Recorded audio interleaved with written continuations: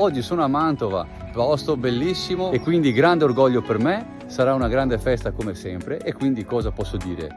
Musica!